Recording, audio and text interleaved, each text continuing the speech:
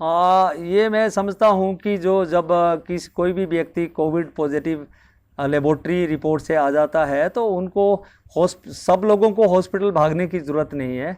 लगभग 90% 90% लोग ऐसे होते हैं जो माइल्ड होते हैं। माइल्ड का मतलब है जैसे उनका सेचुरेशन नॉर्मल है, नॉर्मल सेचुरेशन 95 से लेके ऊपर नॉर्मल होती है। अगर सेचुरेशन उनकी 94 या उससे नीचे गिर जाती है तो डेफिनेटली उनको डॉक्टर को दिखाना चाहिए।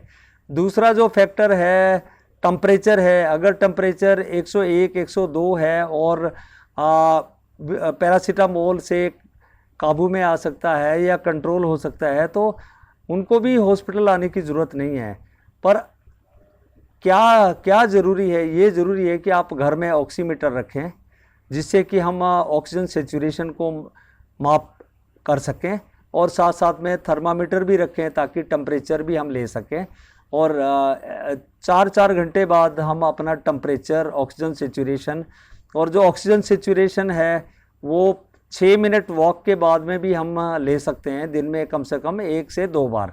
अगर सेचुरेशन 94 से कम गिर जाती है और टेम्परेचर है वो काफ़ी हाई रहता है, 101 102 रहता है और पैरासीटामोल से भी काबू में नहीं आता है, तो वैसी स्थिति में मैं समझता हूँ कि डॉक्टर को कंसल्ट करना चाहिए। और हो सकता है, काफ़ी चांसेस होते हैं कि ऐसे मरीज़ को हॉस्पिटल में दाखिले की ज़रूरत पड़ती है। देखिए, एक अच्छी बात तो ये है कि चंडीगढ़ में, चाहे वो पीजीआई चंडीगढ़ में हो या बाहर हो, हमारे पास ऑक्सीजन की कमी नहीं है।